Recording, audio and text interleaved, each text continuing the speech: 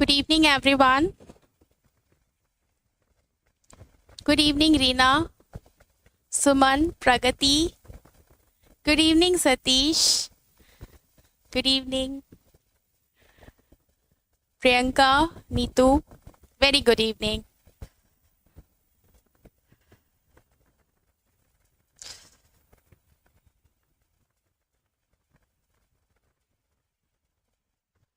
चलिए, मोस्टली लोग जुड़ चुके हैं तो हम स्टार्ट करते हैं, क्योंकि आज का हमारा सिद्धांत थोड़ा सा वास्ट भी है, मतलब बड़ा भी है। और ये तो मुझे पता है, आप सब जानते हैं, क्योंकि जितने भी यहाँ पे यूजीसी के अभ्यर्थी हैं, मैं मान के चलूँ उन्हें ये चीज़ पता है कि ग्राउंडेड थ्योरी आपके रिसर्च में, आपके यूजीसी के सिलेबस में नहीं जुड़ी है 2018 में। और ये अब नवीन प्रकार का शोध है। और मैंने ये बात बताई भी है पहले भी कि जो हमारा NPE 2019 आया है, उसमें स्पेशली हमारी गवर्नमेंट ने यही इन्फेसाइज किया है कि शिक्षा जगत में शोध के काम में थोड़ा सा गुणवत्ता आनी चाहिए। इसीलिए शोध के रिगार्डिंग ग्राउंडेड थ्योरी पे बल दिया जा रहा है। फर्स्ट पेपर में भी जो एजुकेशन का सब्जेक्ट आता है रिसर्च के रिगार्डिंग, उसमें भी पूछा जाता है कि ग्राउंडेड थ्योरी क्या है। बेसिक उसमें तो सीधा सीधा इजी वे में पूछते हैं, और जो सेकंड पेपर एजुकेशन के सब्जेक्ट का होता है उसमें थोड़ा सा वास्ट लेवल पे, डायमेंशनल और एनालिटिकल लेवल पे पूछते हैं। चले आगे, तो चलते हैं हम अपने आज के नए सिद्धांत पे, रिसर्च के ग्राउंडेड थ्योरी, जिसको हिंदी में कहते हैं आधारभूत सिद्धांत, इंग्लिश में कहते हैं ग्राउंडेड थ्योरी। चलिए, तो हमारा आज का इंपॉर्टेंट टॉपिक, नया टॉपिक, ग्राउंडेड थ्योरी, जिसको शॉर्ट फॉर्म में कहते हैं GT, grounded theory. Grounded theory पर आने से पहले एक इसका बैकग्राउंड थोड़ा सा हम डिस्कस करते हैं। मैं यहाँ मान के चल रही हूँ कि सब एजुकेशन के अभ्यर्थी हैं, या तो फर्स्ट पेपर प्रिपरेशन कर रहे होंगे तो भी रिसर्च के बारे में उन्हें पता होगा। सब्जेक्ट के हैं तो एजुकेशन सब्जेक्ट में हमेशा रिसर्च इंपॉर्टेंट होता है। एजुकेशन सब्जेक्ट का बैकबोन ही रिसर्च होता है, बैकबोन रिसर्च ही होता है। तो चलते हैं आगे। ग्राउंडेड थ्योरी एक नवीन प्रकार की सिद्धांत है, पर यह सिद्धांत आने की वजह क्या रही, तो पहले उसके बैकग्राउंड पे बात करते हैं। जब भी हम शोध की बात करते हैं, शोध, रिसर्च क्या है, तो रिसर्च के रिगार्डिंग कुछ वर्ड्स आते हैं, कुछ बेसिक वर्ड्स आते हैं। क्वालिटेटिव रिसर्च, क्वालिटेटिव रिसर्च, जिसको हिंदी में कहते हैं गुणात्मक शोध।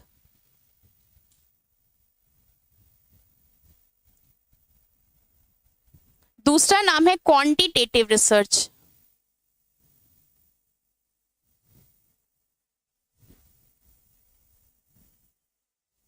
जिसको कहते हैं परिमाणात्मक शोध।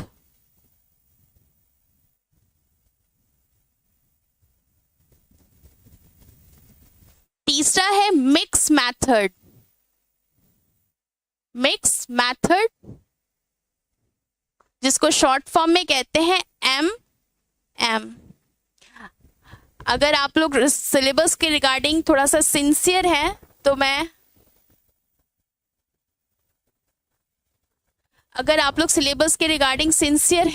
तो आपको ये पता होगा कि MM research method, MM research design भी आपके सिलेबस में जुड़ा है एजुकेशन पेपर में। रिसर्च, जिसको हिंदी में कहते हैं बहुविधि शोध, बहुविधि शोध। एक और है triangulation method, triangulation method research, जिसको कहते हैं त्रिभुजन विधि। ये कई बार परीक्षाओं में पूछा गया है, त्रिभुजन विधि। और फिर एक हम लास्ट में ले लेते हैं एक्शन रिसर्च, एक्शन रिसर्च। इसको हिंदी में कहते हैं क्रियात्मक शोध।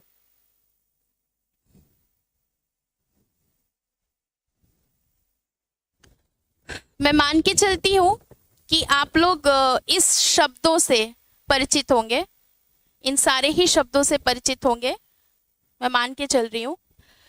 फिर भी बेसिक चीजें हम डिस्कस कर ही लेते हैं। क्वालिटेटिव रिसर्च, जिसकी हिंदी है गुणात्मक शोध, मतलब शोध क्या? वो शोध जिसमें हम सांख्यिकी का प्रयोग नहीं करते। वी डोंट यूज स्टैटिस्टिक्स, ठीक है, इसमें हम स्टैटिस्टिक्स का प्रयोग नहीं करते। No statistics. सांख्यिकी का प्रयोग नहीं करते, यही है क्वालिटेटिव रिसर्च। अब क्वांटिटेटिव रिसर्च क्या है? जिसमें हम स्टैटिस्टिक्स का यूज करते हैं, यूज स्टैटिस्टिक्स। अब तीसरा आता है मिक्स मेथड। बहुविधि क्या है? बेसिकली बहुविधि का मतलब ये है कि हम गुणात्मक प्लस परिमाणात्मक, क्वालिटेटिव प्लस क्वांटिटेटिव, दोनों के मिश्रण के साथ हम शोध करते हैं। ये इसकी एक परंपरागत या इसका बेसिक मतलब यही है, क्वांटिटेटिव प्लस क्वालिटेटिव। पर जी सनी सिंह जी, आप एमएड हैं तो आप नेट एजुकेशन से एग्जाम दे सकते हैं।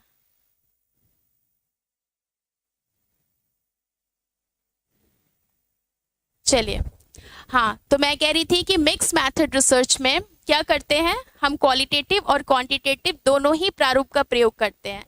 पर एक अच्छा मिक्स मेथड रिसर्च वो माना जाता है जब हम कम से कम एक से अधिक क्वालिटेटिव, एक से अधिक क्वांटिटेटिव, दोनों ही विधियों का एक साथ प्रयोग करें। हालांकि हम एक एक कर सकते हैं, पर अच्छा एमएम रिसर्च वही माना जाता है जिसमें कम से कम दो विधियों का यूज हो। 2 क्वालिटेटिव प्लस 2 क्वांटिटेटिव। मैंने दोनों को क्यों शॉर्ट फॉर्म में लिखा है? कम से कम एक से अधिक इसका इस्तेमाल करते, तभी से बहुविधि कहते हैं, जिसके अंतर्गत एक विधि बहुत ज्यादा प्रचलित है और प्रसिद्ध है, जिससे क्वेश्चन पूछे जा रहे हैं कई टाइम्स, आई थिंक 2015 से पूछे जा रहे हैं, वो है ट्रायंगुलेशन मेथड। मिक्स मेथड की सबसे प्रचलित लोकप्रिय विधि कोई है ट्रायंगुलेशन मेथड। ट्रायंगुलेशन मेथड में भी यही करते हैं, एक क्वालिटेटिव और एक क्वांटिटेटिव, दोनों ही पैटर्न को लेकर के हम इस विधि का प्रयोग करते हुए रिसर्च करते हैं। फिर भी अगर आपको महीन अंतर दोनों में देखना है तो ये ध्यान रखिएगा, मिक्स मेथड में थोड़ी सी आज़ादी है कि हम एक से अधिक क्वालिटेटिव, एक से अधिक क्वांटिटेटिव का प्रयोग कर सकते हैं। जैसे आपने एक ही रिसर्च में टी टेस्ट भी लगाया, कोरिलेशन भी लगाया, दो विधि क्वांटिटेटिव हुई, परिमाणात्मक, पर कोई एक क्वालिटेटिव विधि, जैसे मान लीजिए आपने ले लिया दार्शनिक विधि, एक कोई विधि ले लिया, तो ये हो गया आपका मिक्स मेथड, जिसमें आप सुविधा अनुसार किसी भी विधि का एक से ज़्यादा बार प्रयोग कर सकते हैं। पर ट्रायंगुलेशन में ये नियमबद्धता है कि आपको एक ही क्वांटिटेटिव और एक ही क्वालिटेटिव का प्रयोग करना है, इसीलिए इसकी लोकप्रिय विधि यही मानी जाती है। बहुत ज़्यादा कॉम्प्लिकेशन से बचने के लिए लोग ट्रायंगुलेशन ही मेथड का प्रयोग करते हैं। पर अगर रिसर्च में बहुत अच्छी गुणवत्ता आपको लानी है, बहुत सारे डायमेंशंस में रिसर्च को आपको अगर करना है, तो मिक्स मेथड रिसर्च का लोग प्रयोग करते हैं। तो ये हो गया। फिर हो गया हमारा एक्शन रिसर्च। एक्शन रिसर्च एक ऐसा शोध है जो त्वरित की घटनाओं पर आधारित है, इमीडिएट इंसिडेंट। समाजशास्त्र और शिक्षा शास्त्र में बहुतायत प्रयोग किया जाता है। अगर शिक्षा शास्त्र में प्रयोग कर रहे हैं तो कक्षागत समस्या, और समाजशास्त्र के अंतर्गत प्रयोग कर रहे हैं तो स्थानीय समस्या। अब इन सारे ही तरीकों से हम शोध करते कैसे हैं, अब इस पे चलते हैं कि इन सारे ही तरीकों से हम शोध करेंगे कैसे। तो चलिए चलते हैं इस पे कि हम शोध करेंगे कैसे। शोध का जो प्रथम अध्याय होता है, फर्स्ट चैप्टर,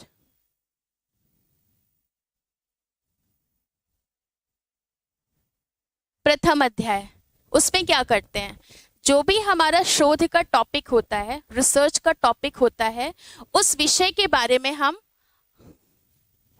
उस टॉपिक के संदर्भ में हम परिचयात्मक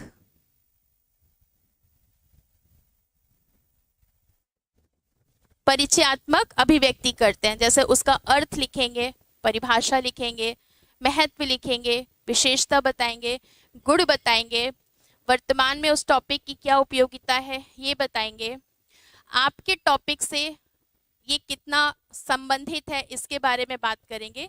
ऐसे करते हुए परिचयात्मक प्रारूप का बहुत विस्तार है जो प्रथम अध्याय में किया जाता है। फिर करते करते करते करते इसी के लास्ट सेशन में आप परिकल्पना, हाइपोथेसिस की बात करते हैं।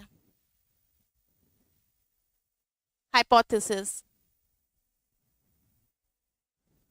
और भी बहुत कुछ होता है प्रथम अध्याय में, पर हम अभी बहुत महीन छोटी छोटी सिंथेसाइज संक्षिप्त चीजें लेके चल रहे हैं, क्योंकि हमारा आज का टॉपिक ग्राउंडेड थ्योरी है, चैप्टराइजेशन ऑफ रिसर्च नहीं है। ठीक है, तो हम बेसिक चीज पे चल रहे हैं। Very good evening Shivani, Neeraj और आरजू, वेरी गुड इवनिंग। हाँ, तो मैं बता रही थी कि फर्स्ट चैप्टर में हम यही करते हैं, हमने परिचयात्मक ज्ञान दिया, परिचयात्मक अभिव्यक्ति की, और उसके बाद हम हाइपोथेसिस पे काम करते हैं। इसके साथ साथ फर्स्ट चैप्टर में हम ये भी बताते हैं कि हमें कब तक शोध खत्म करना है, किस स्तर तक काम करना है, और हमारी परिसीमाएं क्या हैं, मतलब हम क्या क्या शोध में नहीं करेंगे, बहुत सारी चीजें हैं, पर हम सिर्फ हाइपोथेसिस तक चलते हैं। दूसरे अध्याय में क्या करते हैं हम, सेकेंड चैप्टर में, दूसरा अध्याय सेकेंड चैप्टर, दूसरे अध्याय में हम लिखते हैं review of related literature, review of related literature, जिसको हिंदी में कहते हैं संबंधित साहित्य का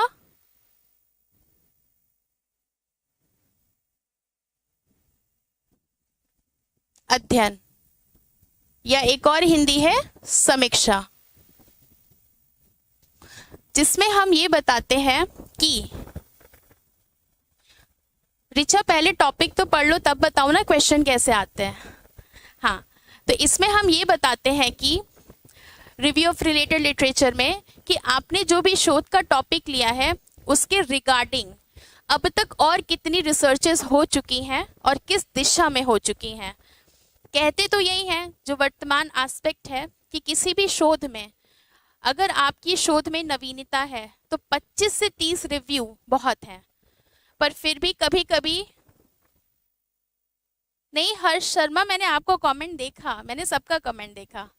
एक्चुअली आज का टॉपिक थोड़ा सा बड़ा है, बहुत सारे स्टेप में है ना, तो मैं आज थोड़ा सा टॉपिक पे ज़्यादा फोकस कर रही हूँ रेदर देन कमेंट्स। तो मैं चाह रही हूँ कि आप लोग तन्मयता से देखें और सुने। बाकी मुझे सबके कमेंट दिखाई दे रहे, मैं कंटिन्यू पढ़ाने के बाद मैं सीधे स्क्रीन पे ही देखती हूँ कि किन किन बच्चों ने रिप्लाई किया या कोई इशू है कि नहीं है।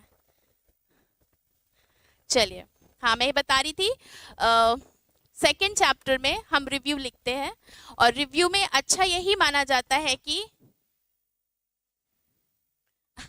रिचा डोंट वरी, हम इसके रिगार्डिंग क्वेश्चन आंसर के सेशन भी करेंगे, लेकिन पहले टॉपिक तो पढ़ लीजिए ना आप। चलिए, अच्छा इंटरेस्टिंग लग रहा है, आई अप्रिशिएट, थैंक यू। हाँ, तो मैं कह रही थी कि सेकेंड चैप्टर में हम रिव्यू ऑफ रिलेटेड लिटरेचर लिखते हैं, जिसमें क्या मेंशन करते हैं कि हमारे शोध के रिगार्डिंग अब तक कितने रिसर्च हो चुके हैं। एक अच्छा शोध वही माना जाता है जिसमें हम कम से कम रिव्यू दें, 25 से 30। पर हर यूनिवर्सिटी और हर डिपार्टमेंट की अपनी स्ट्रैटेजी होती है। कुछ यूनिवर्सिटी तो 100, 150, 50 तक लेके जाते हैं रिव्यू करवाने के लिए। पर मैंने एक वर्कशॉप किया था रिसर्च मैथडोलॉजी का, जिसमें देश के बहुत बड़े बड़े रिसर्चर्स और फिलोसफिकल सेक्टर के प्रोफेसर्स आए थे। तो मैंने सबसे ये क्वेश्चन किया था कि शोध में रिव्यू कितना होना चाहिए, तो सबने यही कहा था कि अगर आपके शोध में नवीनता है, इसका मतलब उसके रिगार्डिंग काम कम हुए हैं, और अगर कम काम हुए हैं तो मतलब रिव्यू कम होगा।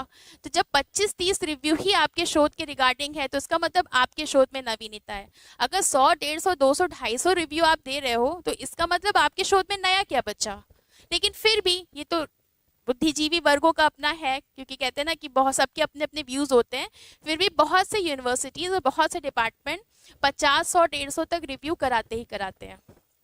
ये हो गया हमारा सेकेंड चैप्टर। थर्ड चैप्टर में क्या होता है? तीसरे अध्याय में, तीसरा अध्याय, तीसरे अध्याय में क्या होता है? हम शोध में कितना पॉपुलेशन, पॉपुलेशन मतलब समग्र, कितना सैंपल, सैंपल मतलब प्रतिदर्श, ठीक है, कौन सा टूल, टूल मतलब उपकरण, और डेटा एरिया, आंकड़ा क्षेत्र, कहां कहां से ले रहे हैं हम तीसरे चैप्टर में ये बताते हैं। तीसरा चैप्टर क्या हुआ? जिसमें हमने बताया कि शोध के रिगार्डिंग हमने समग्र पॉपुलेशन कितना लिया, हमने सैंपल कितना लिया, हम टूल कौन सा ले रहे हैं, ठीक है। इसी में बताते हैं कि आप स्वनिर्मित टूल का प्रयोग कर रहे हैं कि वैध या विश्वसनीय टूल का, वैलिड और रिलायबल टूल का, या सेल्फ मेड टूल का, और आप डेटा कहाँ से ले रहे हैं, किस एरिया से ले रहे हैं, और डेटा लेने की आपकी परिसीमा किस स्तर तक की है, ये सारी चीजें बताते हैं। ये सारी चीजों के बारे में आप चैप्टर नंबर 3 में बताते हैं। क्लियर है? चैप्टर नंबर 3 में आप ये चीज बताते हैं। फिर आता है नेक्स्ट,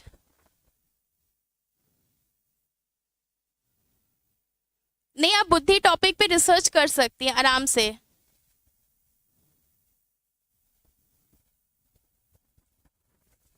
बहुत अच्छा टॉपिक है शशि भूषण मिश्रा जी आपका, माध्यमिक स्तर के छात्रों के अध्ययन आदत व समायोजन क्षमता का शैक्षिक उपलब्धि पे पड़ने वाला प्रभाव। वेरी नाइस, बहुत अच्छा टॉपिक है। तो चैप्टर नंबर 3 ये हुआ। अब आता है चौथा अध्याय, फोर्थ, चौथा अध्याय। चौथे अध्याय में आप क्या करते हैं? अगर आपका शोध गुणात्मक है, क्वालिटेटिव है, तो आप उसका शाब्दिक व्याख्या या विश्लेषण करते हैं, शाब्दिक विश्लेषण करते हैं। और अगर आपका शोध क्वांटिटेटिव, परिमाणात्मक है, तो आप उसका डेटा एनालिसिस करते हैं, डेटा एनालिसिस, जिसे कहते हैं डेटा विश्लेषण, आंकड़ा विश्लेषण, जिसमें आप स्टैटिस्टिक्स लगाते हैं जो भी आपसे लगवाई जाए। और अगर आपका क्वालिटेटिव है तो आप विभिन्न स्तरीकृत किताबों से, रिसर्च पेपर से, न्यूज़पेपर से, मैगजीन से, या नए नए जितने भी कंटेंट आ रहे हैं जर्नल पेपर से रिगार्डिंग आप शाब्दिक विश्लेषण करते हैं। यही फर्क है चौथे चैप्टर में। ये हुआ हमारा चौथा चैप्टर। पांचवें चैप्टर में क्या होता है? चैप्टर नंबर 5 में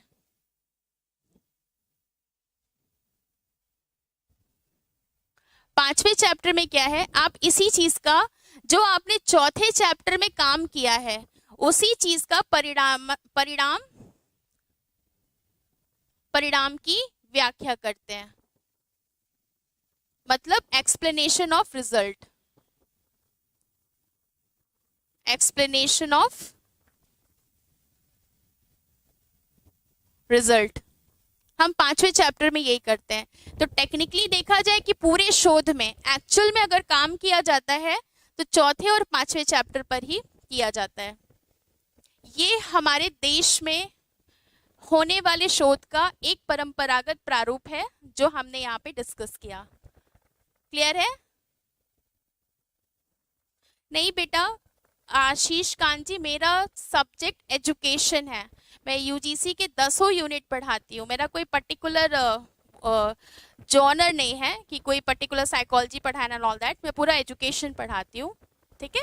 हाँ, तो ये एक परंपरागत विधि है, शोध की परंपरागत विधि। ये 5 चैप्टर के आधार पर ही, चाहे आप क्वालिटेटिव रिसर्च करें, चाहे आप क्वांटिटेटिव रिसर्च करें, चाहे आप मिक्स मेथड करें, ट्रायंगुलेशन मेथड के तहत। अब इसी चीज में मिक्स मेथड का क्या यूज होगा?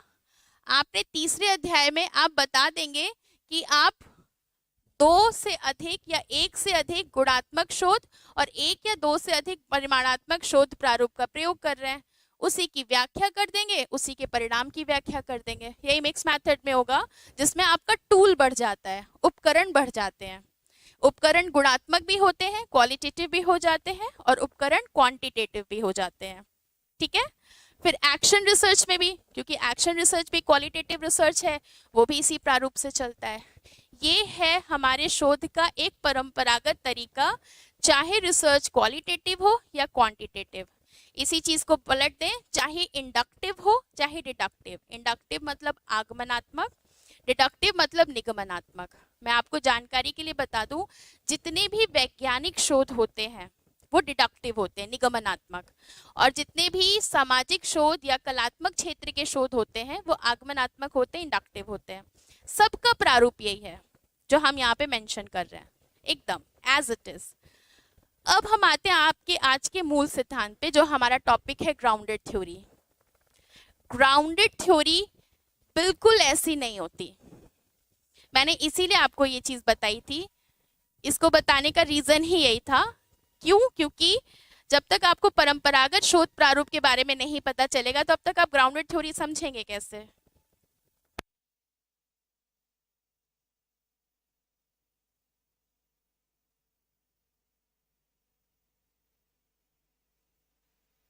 तो अब हम आते हैं ग्राउंडेड थ्योरी के मूल भाग पे।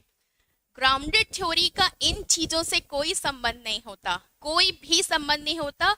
इसीलिए ग्राउंडेड थ्योरी को एक नवीन प्रकार का सामाजिक शोध कहते हैं। पहला क्वेश्चन आपके यूजीसी में पूछा जाने वाला पहला क्वेश्चन यही है कि वर्तमान में नवीन प्रारूप के शोध में आप किसको जोड़ेंगे, या आप किन आयामों शोध के किस प्रारूप को चुनेंगे?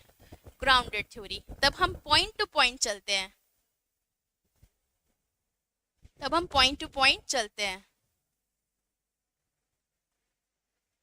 पेडागॉजिकल क्रीड क्या है? एक पेडागॉजिकल एनालिसिस होता है हर्ष शर्मा, और इसके राइटर ने, इसके प्रोपाउंडर हैं जीन ह्यूज से, जो मुझे पता है। ठीक है, तो चलिए, तो अब हम चलते हैं आज के टॉपिक पे। टॉपिक है ग्राउंडेड थ्योरी।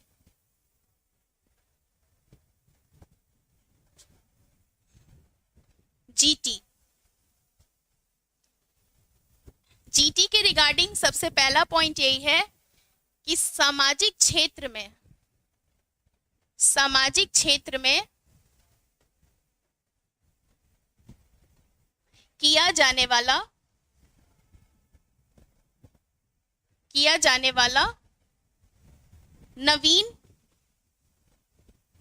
नवीन शोध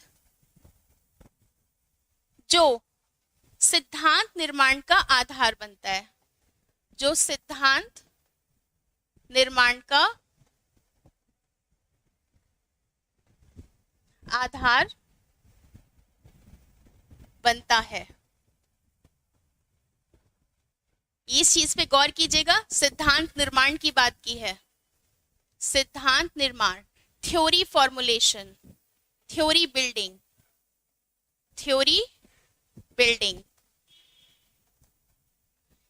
नवीन शोध विधि, new trend of research type. Grounded theory बिल्कुल नहीं है। तो अब चलते इसमें नया क्या है ये डिस्कस करते हैं। नया ये है, डिसर्टेशन दिवा वो होता है जब आप मास्टर्स कर रहे होते हैं, whether you are doing MA और एमएड, तब जो रिसर्च आप कर रहे होते हो वास्ट लेवल पे 70-80 पेज की या फिर बहुत हुआ 100 पेज की, जब हम किसी टॉपिक पे मिनी रिसर्च करते हैं तो वो डिसर्टेशन होता है, जिसकी सीमा होती है 70-80-90 पेज से ज़्यादा आपको उस पर काम नहीं करना होता। कहते हैं ना मिनिएचर, एक शब्द होता है ना सूक्ष्मता, शोध का मिनिएचर डिसर्टेशन है। ठीक है, और जो मिडिल फॉर्म है उसको एमफिल कहते हैं और वास्ट फॉर्म को रिसर्च कहते हैं। चलिए अब आते हैं इस टॉपिक पे कि कैसे grounded theory new trend of research type है, एक नया प्रकार है।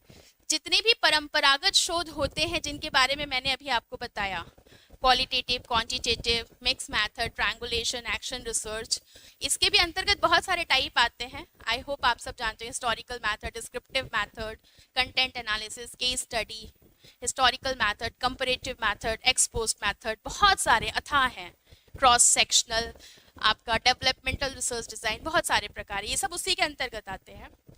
ये सारे शोध 3 रूप में किए जाते हैं। ये 3 रूप कौन से हैं? सबसे पहला फंडामेंटल, जिसको कहते हैं मूल शोध। फिर दूसरा है अप्लाइड, जिसको कहते हैं व्यवहृत शोध। और तीसरा आपका प्रकार है एक्शन रिसर्च, जो हमारा हो जाता है क्रियात्मक। जितने भी परंपरागत शोध हैं, जिनको हमने चैप्टर 1 से चैप्टर 5 तक बताया है, सब यही प्रारूप लेके चलते हैं, फंडामेंटल और अप्लाइड। पूरे विश्व में 90% जितने भी शोध होते हैं वो अप्लाइड होते हैं, पर फंडामेंटल एक ऐसा मूल शोध है जिसपे आज से पहले कभी किसी ने कोई काम नहीं किया है। जैसे एडिसन जी ने बल्ब बनाया, फंडामेंटल, उससे पहले तो किसी ने नहीं बनाया था। सिगमंड फ्राइड का जो सिद्धांत है साइको एनालिटिकल, फंडामेंटल, उससे पहले तो कभी किसी ने सिद्धांत नहीं दिया। सेम अगर हम बात करें आपके आइंस्टाइन के सिद्धांत की, फंडामेंटल, उनसे पहले कभी किसी ने वो सिद्धांत नहीं दिए। ग्रेविटी के लॉ जो न्यूटन ने दिए हैं, फंडामेंटल, उससे पहले तो कभी किसी ने काम नहीं किए। जब सारे शोध फंडामेंटल ऐसे शोध हैं जिसपे प्रथम बार काम किया जाता है और इससे सिद्धांतों का निर्माण होता है और ये हमारे समाज में लागू हो जाते हैं, और उसी निर्मित सिद्धांतों के ही आधार पर हम जब सिद्धांतों के विस्तार करते हैं या सिद्धांतों में समाहित ज्ञान का और परिमार्जन करते हैं तो वो हमारे अप्लाइड में आता है। इसीलिए जितने भी रिसर्च स्कॉलर हैं अप्लाइड रिसर्च करते हैं, क्योंकि फंडामेंटल पे काम तो साइंटिस्ट करेंगे ना, बड़े बड़े प्रोफेसर्स, बड़े बड़े बुद्धिजीवी वर्ग करते हैं, क्योंकि फंडामेंटल में हम कुछ नया खोजते हैं। इसलिए मोस्टली साइंस की जितनी रिसर्च होती हैं फंडामेंटल तो नहीं कहलाएंगे, पर फंडामेंटल के अंतर्गत उसको एक्सपेरिमेंटल, प्रयोगात्मक कह देते हैं, पर उस प्रयोगात्मक का प्रारूप भी अलग ही होता है। एक तरह से उनके अकॉर्डिंग वो एक तरह का अप्लाइड ही हुआ। और आर्ट्स में क्या हुआ, हम क्या करते हैं, व्यवहारिक रूप, मतलब हम फंडामेंटल में जो सिद्धांत हमें प्राप्त है उसका व्यवहारिक जीवन में कहाँ कहाँ हम प्रयोग कर सकते हैं, इसके संदर्भ में हम रिसर्च करते हैं। 90% सारी शोध अप्लाइड रिसर्च होती है। एक्शन रिसर्च तो कुछ पर्टिकुलर सिचुएशन के लिए चलती है। इतनी सी बात क्लियर है कि परंपरागत शोध क्या है? हाँ बिल्कुल, मनोविज्ञान के क्षेत्र में जितने भी सिद्धांत हैं वो सब फंडामेंटल में आएंगे, पर जब हम उन सिद्धांतों का कक्षा में प्रयोग करते समय कुछ व्यवहारिक चीजों पे अध्ययन करेंगे तो अप्लाइड आएंगे। सारे विषयों में ही होता है, हर विषय अप्लाइड रिसर्च करता है, हर विषय, ऐसा कोई विषय नहीं जो अप्लाइड रिसर्च ना करे। सिर्फ 10% ही फंडामेंटल होते हैं, 90% अप्लाइड होते हैं, और ये अकॉर्डिंग टू द सिचुएशन चलता है, परिस्थिति अनुसार एक्शन रिसर्च हो रहा है तो हो रहा है, all depends upon the situation. Grounded theory क्या करती है, फिर ध्यान दीजिए, हम फिर आए ग्राउंडेड थ्योरी पे। ग्राउंडेड थ्योरी क्या करती है, वो इन तीनों को ही खारिज कर देती है। इसीलिए ग्राउंडेड थ्योरी नवीन प्रकार का शोध है। ग्राउंडेड थ्योरी के अंतर्गत ना फंडामेंटल के एस्पेक्ट आते हैं, ना अप्लाइड के आते हैं, ना एक्शन आते हैं। ग्राउंडेड एक ऐसा नवीन प्रकार का शोध है जो किसी भी पूर्व निर्मित सिद्धांत, हम फिर से चलते हैं, इसको हम नेक्स्ट स्लाइड में चलते हैं। Grounded theory GT, grounded theory एक ऐसा सिद्धांत है जो पूर्व निर्मित सिद्धांतों के आधार पर काम नहीं करता। पूर्व निर्मित सिद्धांतों के आधार पर कार्य नहीं करता। तो अब प्रश्न आता है कि ग्राउंडेड थ्योरी, अब तक जो हम रिसर्च प्रारूप जानते हैं, जिस रिसर्च प्रारूप के तहत हम काम कर रहे हैं, जब उस पे काम नहीं करता तो ग्राउंडेड थ्योरी भला है कौन सी थ्योरी? तो अब हम मेन मुद्दे पर आते हैं। ग्राउंडेड थ्योरी के लिए भूमिका बनाना थोड़ा सा इंपॉर्टेंट होता है। चलिए, ग्राउंडेड थ्योरी पूर्व निर्मित सिद्धांतों के आधार पर कार्य नहीं करती, तब ग्राउंडेड थ्योरी करती क्या है? तो ग्राउंडेड थ्योरी यहां पे अगर हम टर्म लिखें जीटी के कार्य, तो जीटी करती क्या है? तो सबसे पहला पॉइंट, अब हम आते हैं आपके एग्जाम पर्सपेक्टिव से। तो सबसे पहला, ये त्वरित सामाजिक घटनाओं का अध्ययन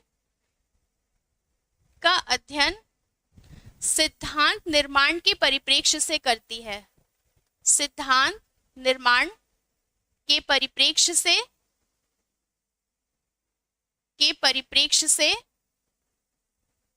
करती है। ये है सबसे पहला पॉइंट जीटी का। जीटी क्या है? ये त्वरित सामाजिक घटनाओं का अध्ययन सिद्धांत निर्माण के परिप्रेक्ष्य में करती है, इसलिए जीटी एक अलग तरीके का शोध है। जीटी का मतलब है कि वर्तमान में समाज में जो भी घटनाएं घट रही हैं और उस घट रही घटना से पूरा समाज समझ रहे हैं, भारत का जम्मू कश्मीर से लेके आपका कन्याकुमारी तक, पश्चिम भारत से लेके उत्तर भारत तक पूरा भारत प्रभावित हो रहा है। पूरा तो नहीं, कम से कम आधा तो प्रभावित हो ही रहा है, चलो उत्तर भारत ही प्रभावित कर लेते हैं। तो ग्राउंडेड थ्योरी का मतलब यही है, ग्राउंडेड थ्योरी का मतलब यहाँ पे यही है कि हम वर्तमान में घट रही सामाजिक घटनाओं का, त्वरित घट रही सामाजिक घटनाओं का अध्ययन करते हैं, पर हमें उनका सिर्फ अध्ययन नहीं करना है, ऐसा अध्ययन करना है कि उससे सिद्धांत का निर्माण हो और आगे आने वाली पीढ़ियां उस चीज का अध्ययन करते हुए अपने में सुधार कर सके। इसीलिए सामाजिक विज्ञान के क्षेत्रों में किया जाने वाला सर्वाधिक प्रचलित शोध विधि अगर कोई है तो ग्राउंडेड थ्योरी है। तो दूसरा पॉइंट, सामाजिक विज्ञान क्षेत्रों में, सामाजिक क्षेत्रों में प्रयुक्त शोध प्रकार,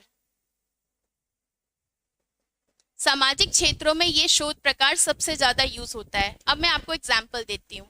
सामाजिक क्षेत्र में कितने सारे रिसर्चर्स हुए हैं, मैं थोड़ा मध्यकाल से चलती हूँ। कार्ल मार्क्स का नाम तो यहाँ सब जानते हैं। कार्ल मार्क्स ने बहुत सारे सिद्धांत दिए, पर हम 2-3 लेके चलते हैं। पहला है आर्थिक निर्धारणवाद। सामाजिक क्षेत्र में एक सिद्धांत निर्मित हुआ है कि आर्थिक निर्धारणवाद है क्या। दूसरा द्वंद्वात्मक भौतिकवाद। तीसरा उनका साम्यवाद, ये सिद्धांत है। दुर्खीम का, समाजशास्त्र के बहुत बड़े समाजशास्त्री हैं, दुर्खीम ने आत्महत्या का सिद्धांत दिया है कि हमारे समाज में आत्महत्याएं कितने प्रकार से करते हैं लोग। सेम पार्सन्स का व्यवस्था प्रतिमान, आपके ग्लेसर महोदय जी का प्रतीकात्मक अंतःक्रिया, जिसमें हम संकेतों के माध्यम से आपसी व्यवहारों का अध्ययन करते हैं। तो यहाँ पे ग्राउंडेड थ्योरी आधारभूत बात इसलिए आती है कि सामाजिक जीवन में जितनी भी घटनाएं त्वरित घट रही हैं उसके आधार पे ऐसा शोध किया जाए कि उसके संदर्भ में हमें सिर्फ शोध ही नहीं करना है, हमें सिद्धांत निर्माण करना है। इसीलिए इस शोध का नाम है ग्राउंडेड थ्योरी, क्योंकि सामाजिक घटनाओं का सिद्धांत का निर्माण करती है। तो ग्राउंडेड थ्योरी के रिगार्डिंग सबसे पहला कीवर्ड जो आता है, कीवर्ड मतलब महत्वपूर्ण बात, वो ये है कि सामाजिक घटनाओं का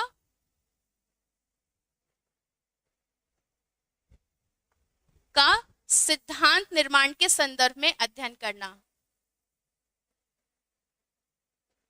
ये सबसे पहला पॉइंट, और यही क्वेश्चन सीधे सीधे पूछेगा भी, क्योंकि अभी नई जुड़ी है कि सामाजिक घटनाओं का अगर हम सिद्धांत निर्माण करते हैं तो कौन सी थ्योरी का निर्माण होगा या प्रयोग किया जाएगा, तो ग्राउंडेड थ्योरी।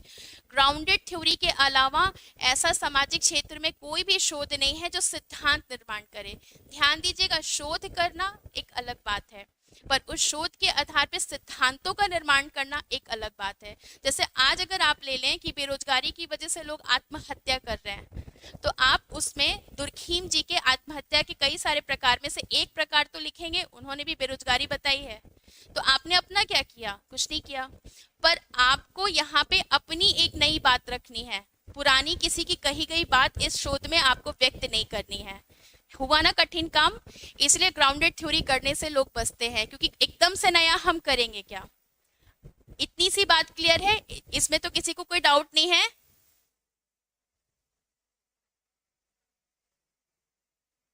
बिल्कुल। कांत आशीष जी।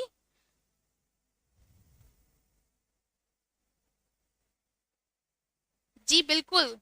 बिल्कुल, आपने एकदम सही कहा कि सामाजिक घटनाओं का अध्ययन भी करना है और सिद्धांत निर्माण भी करना है। तो इतनी सी बात क्लियर है, इसमें किसी को कोई डाउट तो नहीं है? तो चलिए अब हम एक स्टेप आगे चलते हैं, स्टेप बाय स्टेप चलना है ये सिद्धांत। तो हमने ग्राउंडेड थ्योरी के बारे में अब तक क्या पढ़ा कि ग्राउंडेड थ्योरी क्या है? ये पूर्व निर्मित सिद्धांतों के आधार पर कार्य नहीं करता, मतलब no fundamental research, no applied research and no action research. ये क्या करता है? त्वरित सामाजिक घटनाओं का अध्ययन सिद्धांत निर्माण के परिप्रेक्ष्य में करता है, ठीक है। और इस सामाजिक क्षेत्रों में इसका प्रयोग किया जाता है, और इसका सबसे महत्वपूर्ण विशेषता की ही यही है कि सामाजिक घटनाओं का सिद्धांत निर्माण करना है। यह है ग्राउंडेड थ्योरी का इंट्रोडक्टरी पार्ट। इतना क्लियर है? अब चलते हैं इसके नेक्स्ट स्टेप की तरफ। तो नेक्स्ट स्टेप आते हैं ग्राउंडेड थ्योरी, जीटी। तो सबसे पहले यहां पे देखना है कि जीटी ये जो सिद्धांत है ये आया कहां से। इस सिद्धांत को कैलिफोर्निया यूनिवर्सिटी के दो मनोवैज्ञानिक लेकर के आए, रॉबर्ट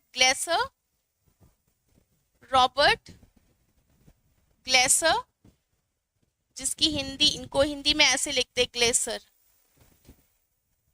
और दूसरा नाम है लेवी स्ट्रॉस महोदय। जितने भी पीजीटी के अभ्यर्थी इसमें जुड़े हैं नाम याद रखिएगा।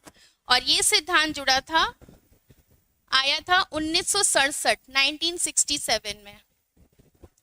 ग्लेसर और स्ट्रॉस महोदय ये कैलिफोर्निया यूनिवर्सिटी में काम करते थे, और ये एक हॉस्पिटल में मरीजों पे अध्ययन कर रहे थे। तो मरीजों पे अध्ययन करते हुए इन्होंने क्या किया, इन्होंने देखा कि मरीजों पे जो दवाएं यूज हो रही हैं या डॉक्टर जो ट्रीटमेंट कर रहे हैं, ये तो एक फंडामेंटल चीज है ना। डॉक्टर जो भी इन्वेंशन हुए हैं दवाओं के क्षेत्र में, इलाज के क्षेत्र में, बीमारी के क्षेत्र में, उसको अप्लाई कर रहे हैं, फंडामेंटल चीजों को अप्लाई कर रहे हैं। पर वहां पे एक पक्ष शून्य था, मरीज की भावनाएं, मरीज के परिवार वालों की भावनात्मक जरूरतें, फाइनेंशियल इशू, कार्य के दौरान जो व्यवहारगत समस्या आती है इस संदर्भ में। तो इनका ध्यान इसी पे गया कि पूरा समाज सिर्फ वैज्ञानिक पद्धति पर आधारित है कि वैज्ञानिक शोध करो, क्वांटिटेटिव शोध करो, शोध में सिर्फ स्टैटिस्टिक्स को यूज करो, डिडक्टिव फॉर्म में काम करो, लेकिन जो हमारे अप्रत्यक्ष भाव हैं इसमें तो कभी शोध की कोई बात ही नहीं करता है। तब इन्होंने इस चीज पे बल दिया कि वैज्ञानिक क्षेत्र के जो शोध हो रहे वो तो विज्ञान के हैं, हम सब समाज में रहते हैं, और समाज के अंतर्गत विज्ञान आता है, विज्ञान के अंतर्गत समाज नहीं आता। तो समाज तो एक आधारभूत तत्व है जिसमें हर कोई समाहित है। तो हर कोई जब इसमें समाहित है तो इसके मूलभूत तत्वों की अवहेलना क्यों करनी। तब ग्लेसर और स्ट्रॉस ने कहा था कि एक ऐसी शोध पद्धति होनी चाहिए जो समाज में घट रही त्वरित घटनाओं के संदर्भ में सैद्धांतिक निर्माण पर बल दे। मतलब जो काम वैज्ञानिक शोध में किया जा रहा था, जो काम आपके आइंस्टाइन ने किया, न्यूटन ने किया, एडिसन ने किया, आपके जगदीश चंद्र बसु जी ने किया, इन लोग ने जो भी साइंटिफिकल कहते हैं ना एक्सप्लोरेशन की या साइंटिफिकल रिसर्चेस की, हमारे समाज को बहुत बड़ी बड़ी चीजें दी, वैज्ञानिक तौर पे दी। पर सामाजिक तौर पे भी तो बहुत सारी चीजें दी जाती हैं जिसके आधार पे समाज व्यवस्थित बनता है। जैसे विवाह का सिद्धांत है, व्यवस्था का सिद्धांत है, मैक्स वेबर का ब्यूरोक्रेसी का सिद्धांत है, नौकरशाही की एक एडमिनिस्ट्रेशन कैसे फॉलो किया जाता है, टेलर का सिद्धांत है, प्रशासन के तरीके, कार्य के तरीके, बहुत सारे सिद्धांत है जो समाज को स्थापित करते हैं। परिवार के सिद्धांत है, परिवार के नियम है, और इन सब के आधार पर ही तो वैज्ञानिक शोध काम कर सकते हैं। पर इसका ध्यान कभी किसी पे जाता ही नहीं था, क्योंकि पुनर्जागरण काल आया, औद्योगिक युग आया, तकनीकी युग आया, तो विज्ञान विज्ञान विज्ञान हर जगह वही शुरू है। और आज भी आप देखिए उसी व्यक्ति की शोध को अच्छा माना जाता है जो क्वांटिटेटिव रिसर्च करता है, जो अपनी रिसर्च में रिग्रेशन लगा लेगा, जो अपनी रिसर्च में स्टैटिस्टिक्स यूज कर लेगा, टी टेस्ट, एनोवा लगा लेगा, आर सॉफ्टवेयर पे, अलग अलग सॉफ्टवेयर पे काम कर लेगा। तो मतलब क्या रिसर्च सिर्फ आंकड़ों का कोई खेल है? नहीं, रिसर्च आंकड़े नहीं है। रिसर्च एक भावनात्मक अभिव्यक्ति है जो हर समाज की घटनाओं के आधार पे परिवर्तित होती रहती है। तो उस परिवर्तित कारक अभिव्यक्ति का भी हमें अध्ययन करना चाहिए।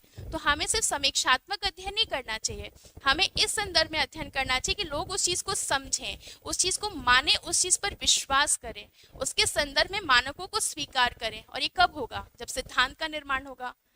अब आती है बात दूसरे स्टेज पे, सिद्धांत का निर्माण। सिद्धांत के निर्माण का मतलब क्या है? यहाँ पे शब्द यूज हुआ है, अगर आप लोग ध्यान देंगे, यहाँ पे शब्द यूज हुआ है त्वरित सामाजिक घटनाएं। तो त्वरित सामाजिक घटनाएं कैसे आ रही हैं? त्वरित सामाजिक घटनाएं कैसे आ रही हैं? तो अब चलते हैं आज के समाज पे। आज के समाज की सबसे त्वरित सामाजिक घटना क्या है? अगर हम आज के दौर की बात करें, सबसे पहले कश्मीर फाइल फिल्म्स की वजह से सामाजिक जागरूकता एक आई है, एक चीज। दूसरी चीज हम देख सकते हैं, अगर हम मनोरंजन की दुनिया में चले, एंटरटेनमेंट में, तो बॉलीवुड एक संकटकालीन दौर से गुजर रहा है और पूरे समाज पे इसका असर पड़ रहा है। तीसरी चीज, कोरोना की वजह से बेरोजगारी के स्तर में वृद्धि हुई है, सामाजिक त्वरित सामाजिक घटनाएं हैं ये। चौथी, शिक्षा बेरोजगारी, शिक्षा व बेरोजगारी में अंतर संबंध और अंतर्द्वंद, ये सब वर्तमान के मुद्दे हैं ना। अब ये सारी घटनाएं आज से 5 साल पहले थी? नहीं थी। तो ग्राउंडेड थ्योरी में पुराना कुछ भी नहीं रहता, ग्राउंडेड थ्योरी में सब कुछ नया आज का रहता है, और वो घटनाएं रहती है जिससे पूरा समाज हमारा प्रभावित है। पूरा तो नहीं, कम से कम 70% तो समाज हमारा प्रभावित होना चाहिए। क्लियर है? समझ में आ रही बात? सेम चीजें अगर हम एक टॉपिक ही लेके चलते, जैसे बॉलीवुड, हम एंटरटेनमेंट इंडस्ट्री लेके चलते हैं, एक एंटरटेनमेंट और एक शिक्षा, हम त्वरित घटना पे बात कर रहे हैं। तो वर्तमान की त्वरित घटनाएं, वर्तमान की त्वरित घटना, बहुत सी घटनाएं हैं पर हम 2 लेके चलते हैं। एक हम ये चलते कि हमारा बॉलीवुड संकट के दौर से गुजर रहा है, तो एक हम लेके चलते हैं बॉलीवुड संकटकालीन दौर से, मैरिड लाइफ। मैरिड लाइफ तो किसने कहा है मैरिड लाइफ के बारे में? आशीष कांत जी। वैवाहिक समस्याएं आज की नहीं है, ये सदियों से चली आ रही हैं। तलाक के मुद्दे बढ़ रहे हैं, घट रहे हैं, अलग चीज है।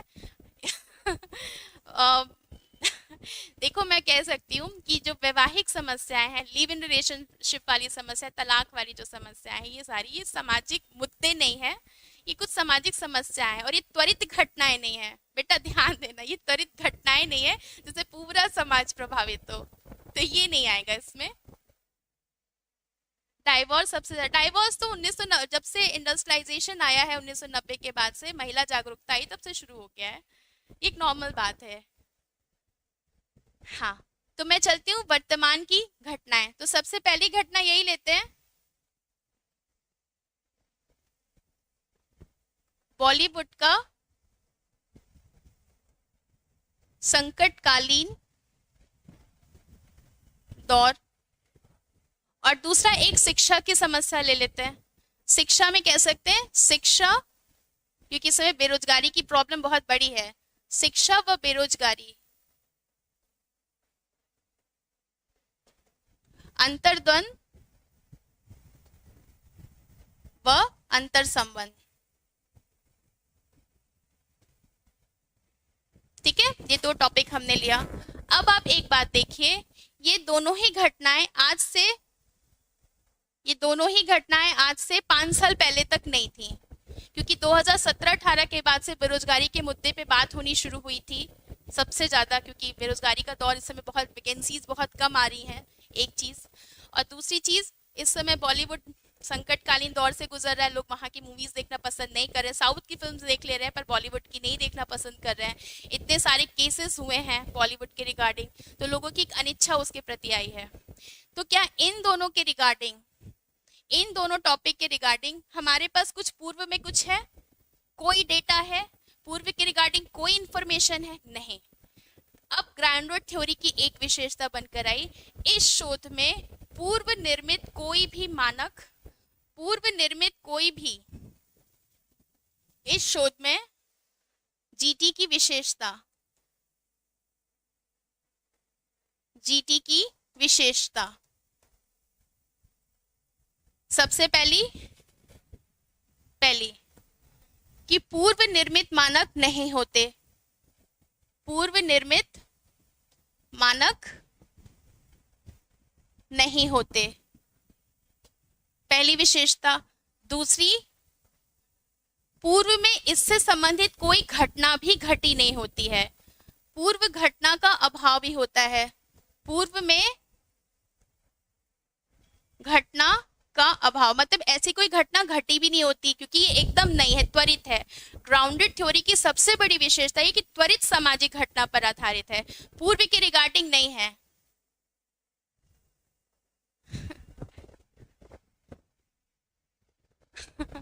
हाँ हाँ, कोविड की भी प्रॉब्लम हमारी वर्तमान की प्रॉब्लम है, आज से पहले नहीं थी। पूर्व में घटना का अभाव रहता है। तीसरी विशेषता, कोई भी पूर्व निर्मित सिद्धांत इसमें अप्लाई नहीं हो सकते, पूर्व सिद्धांतों का प्रयोग नहीं किया जा सकता। ये तीन इसकी मुख्य विशेषता है।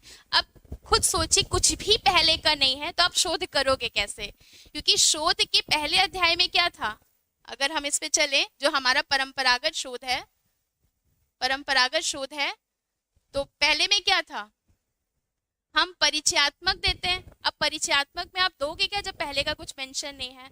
अगर आप बॉलीवुड का टॉपिक लेते हैं कि एक संकटकालीन दौर से गुजर रहा है तो लिखोगे क्या, ये क्वेश्चन आया कि ना, लिखोगे क्या। तो चैप्टर 1 में हम ये नहीं लिखते कि उनका इतिहास क्या रहा, उनका अर्थ क्या रहा, उनकी विशेषता क्या रही, महत्व क्या रहा, गुण क्या रहा, विशेषता क्या रही, ये सब हम नहीं लिखते। तो जीटी के चैप्टर 1 में हम बस यही लिखते हैं कि वर्तमान में ये समस्या है, पूर्व में ये समस्या नहीं थी, और वर्तमान में इस समस्या से पूरे समाज में ये प्रभाव निकल कर आ रहे हैं, इसलिए इस शॉर्ट टॉपिक का हमने चुनाव किया। ये है चैप्टर 1 का परिचयात्मक पक्ष ग्राउंडेड थ्योरी का, जिसमें हम समस्या के कारण और समस्या के बारे में लिखते हैं जो त्वरित है, पूर्व में तो कुछ घटा नहीं है। अब ये पहली चीज हुई ग्राउंडेड थ्योरी में। ग्राउंडेड थ्योरी के चैप्टर 1 में हम क्या लिखते हैं। अब दूसरी चीज, हाइपोथेसिस भी तो है इसमें, हाइपोथेसिस है। अब जीटी की अगली विशेषता, विशेषता में आइए। जीटी की अगली विशेषता यह है कि इसमें हाइपोथेसिस नहीं बनाते। ये क्वेश्चन पूछ सकता है, हाइपोथेसिस नहीं बनाते। अब क्वेश्चन ये है कि हाइपोथेसिस नहीं बनाएंगे तो थ्योरी चलेगी कैसे। हाइपोथेसिस क्यों बनती है कि हम अप्लाइड रिसर्च करते हैं, किसी पूर्व निर्मित सिद्धांत का व्यवहारिक प्रयोग पे हमने काम किया और हमने कुछ परिकल्पित स्टेटमेंट बना दिया। परिकल्पित स्टेटमेंट बनाने के लिए भी पूर्व में कोई सिद्धांत या मानक तो होने चाहिए, पर जीटी थ्योरी में तो कुछ भी नहीं है, और जब कुछ भी नहीं है तो हाइपोथेसिस बनाएंगे तो करेंगे क्या। इसीलिए अगली विशेषता कि जीटी में हाइपोथेसिस नहीं बनाते हैं, जीटी में रिसर्च क्वेश्चन बनाते हैं, शोध प्रश्न। ये क्वेश्चन पूछ सकता है, रिसर्च क्वेश्चन बनाते हैं, जिसको हिंदी में कहते हैं शोध प्रश्न, शोध प्रश्न। ठीक है, तो चैप्टर 1 में क्या हुआ, आपने वर्तमान में घट रही घटना और समस्या को लिखा और उसके संबंध में शोध प्रश्न लिखा। शोध प्रश्न के रिगार्डिंग मैं आपको एक बात बताऊं, शोध प्रश्न के रिगार्डिंग मैं आपको बताऊं, हाइपोथेसिस में हम अनुमानात्मक एक स्टेटमेंट देते हैं परिकल्पना के आधार पे, पर रिसर्च क्वेश्चन में हम क्या से शुरू करते हैं। जैसे हम बॉलीवुड का एग्जांपल लेते, क्या बॉलीवुड वर्तमान में संकट से गुजर रहा है, शोध प्रश्न हुआ। ठीक है, क्या से हमेशा शुरू करते हैं, ध्यान रखिएगा, शोध प्रश्न हमेशा क्या से शुरू होता है, क्या, ठीक है, व्हाट। तो जीटी में क्या आया, इसमें हाइपोथेसिस नहीं बनाते हैं, क्या बनाते हैं, रिसर्च क्वेश्चन। अब आइए अगली बात, फिर हमने क्या डिस्कस किया था दूसरे अध्याय में, रिव्यू ऑफ रिलेटेड लिटरेचर का प्रयोग किया जाता है। ये तो परंपरागत शोध है ना, हमने यही तो डिस्कस किया था, हम रिव्यू ऑफ रिलेटेड लिटरेचर का प्रयोग कर रहे हैं। तो यहाँ पे ग्राउंडेड थ्योरी फिर आ गई। ग्राउंडेड थ्योरी में रिव्यू ऑफ रिलेटेड लिटरेचर का भी प्रयोग नहीं किया जाता। तो फिर क्या हुआ, अब रिव्यू ऑफ रिलेटेड लिटरेचर का प्रयोग नहीं करेंगे तो क्या करेंगे, फिर रिव्यू नहीं करते। अब जब रिव्यू नहीं करेंगे तो फिर करेंगे क्या, तब अब ध्यान दीजिए, ग्राउंडेड थ्योरी में शोधकर्ता डेटा कलेक्ट करते हुए तुरंत रिव्यू का निर्माण करता है। ठीक है, तो यहाँ पे क्या हुआ, नंबर 7, सातवीं विशेषता कौन सी हुई, सातवीं विशेषता हुई, सातवीं विशेषता हुई कि डेटा के आधार पर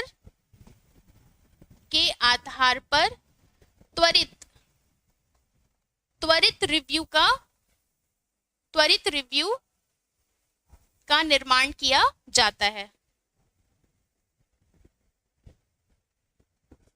क्लियर है इतनी सी बात, त्वरित रिव्यू बनाते हैं। अब सबसे बड़ा क्वेश्चन है कि डेटा लेंगे कहां से। मैं वही बॉलीवुड का टॉपिक लेके चल रही क्योंकि सबसे आसान है, आई होप सबको समझ में आ जाएगा। हाँ, रिव्यू ऑफ रिलेटेड लिटरेचर नहीं करते तो करते क्या है, इसमें जो रिसर्चर होता है वो डेटा के आधार पर रिव्यू तुरंत बनाता है। जैसे हमारा टॉपिक है बॉलीवुड संकट के दौर से गुजर रहा है और ये अभी हुआ है, इससे पहले तो कभी था नहीं। तो जब इससे पहले कभी ऐसी कोई समस्या नहीं आई तो रिव्यू हमें मिलेगा नहीं, और जब रिव्यू हमें मिलेगा नहीं तो चैप्टर 2 में हम करेंगे क्या, तो चैप्टर 2 में हम क्या करेंगे, हम लोगों से जाके बात करेंगे और इनसे कंफर्म करेंगे कि क्या ऐसी है, आप क्या पिक्चर देखने जा रहे हो कि नहीं जा रहे हो। तब आपके पास यही रिजल्ट आएगा कि इतने लोगों ने कहा कि वो पिक्चर देखना बॉलीवुड की अब पसंद नहीं करते, मतलब इतने क्षेत्र के लोगों ने बॉलीवुड की फिल्मों को देखने से बिल्कुल मना कर दिया है। तो ये हमारा रिव्यू जाएगा कि कितने लोग और किस क्षेत्र के लोग, किस वर्ग के लोग, कितने पढ़े लिखे लोग, कितने पुरुष, कितनी महिलाएं इस स्टेटमेंट को समर्थित कर रही हैं कि अब हम बॉलीवुड की फिल्म नहीं देख रहे हैं।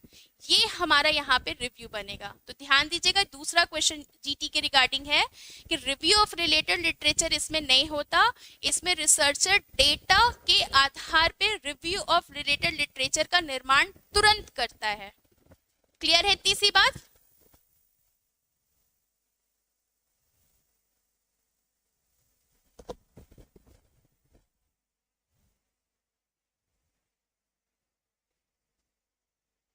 चलिए,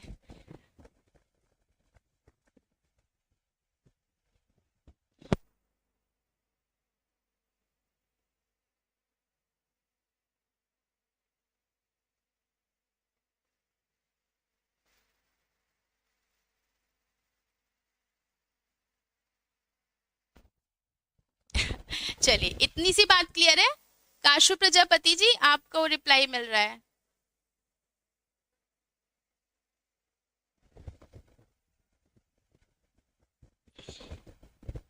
चलिए, तो ये हो गया हमारा नंबर 7। तो इतने पॉइंट्स हमें मिले, जीटी में इतने पॉइंट्स मिले। अब हम इसको थोड़ा सा टुकड़ों में बांट देते ताकि आपको समझने में आसानी हो। तो सबसे पहले हेडिंग डालेंगे कि जीटी में क्या करते हैं, क्या करते हैं और जीटी में क्या नहीं करते हैं। जीटी में क्या नहीं करते, क्योंकि इसी से क्वेश्चन आता है, क्या नहीं करते हैं। तो फिर ध्यान दीजिए, एक एक पॉइंट पे चलते हैं। सबसे पहला, क्या करते हैं, क्या करते हैं, त्वरित सामाजिक घटनाओं पर शोध करते हैं, घटनाओं पर शोध करते हैं। और क्या नहीं करते हैं, ध्यान दीजिएगा, पूर्व निर्मित सिद्धांत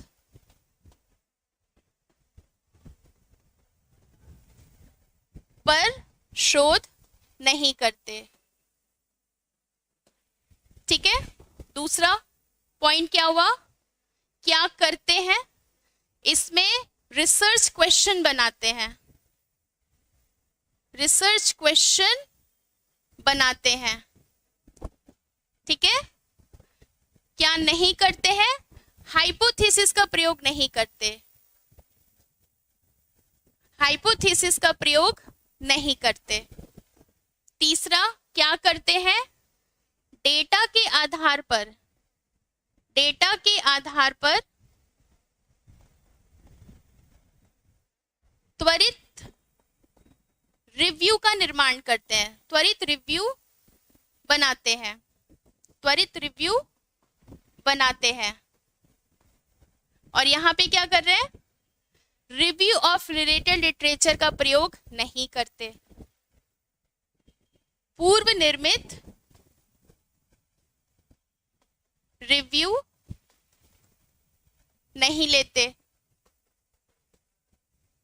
क्या करते हैं, फिर आता है जीटी में, और क्या करते हैं, जीटी में सिद्धांत निर्माण करते, क्योंकि जीटी का मतलब शोध करना नहीं, सिद्धांत निर्माण है, इस चीज का ध्यान दीजिएगा प्लीज, मैं बार बार कह रही हूं आप लोग को। थ्योरी बिल्डिंग, जीटी में थ्योरी बिल्डिंग करते हैं, ठीक है। तो क्या नहीं करते, हम सीधा सीधा शोध नहीं करते हैं। क्या नहीं करते हैं, हम अप्लाइड रिसर्च नहीं करते, अप्लाइड फंडामेंटल शोध नहीं करते, ठीक है। अब देखिए अगला पॉइंट आया, अगला पॉइंट ध्यान दीजिएगा, इस सब से क्वेश्चन बनेगा आप लोगों का, एक भी चीज छोड़ने वाली नहीं है। फिर नेक्स्ट आइए नंबर 5, नंबर 5 पे ध्यान दीजिएगा। अगर हम जीटी की बात करें तो जीटी सामाजिक क्षेत्र में किया जाने वाला शोध है, सामाजिक क्षेत्र का शोध है, जो पूर्णतः आगमनात्मक होता है, इंडक्टिव। ध्यान दीजिएगा, ये इंपॉर्टेंट है क्वेश्चन, ये पूर्णतः इंडक्टिव होता है, जो इंडक्टिव होता है, इंडक्टिव, जिसको हिंदी में कहते हैं आगमनात्मक। क्या नहीं है, ये वैज्ञानिक शोध बिल्कुल नहीं है, क्योंकि सिद्धांत निर्माण की जब भी बात आती है तो लोग शोध को वैज्ञानिक समझ लेते हैं।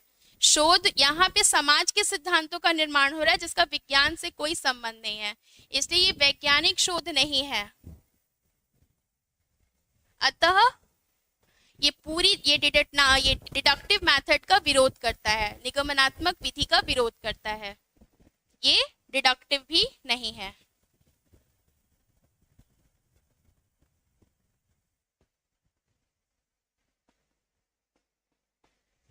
क्लियर है इतनी सी बात?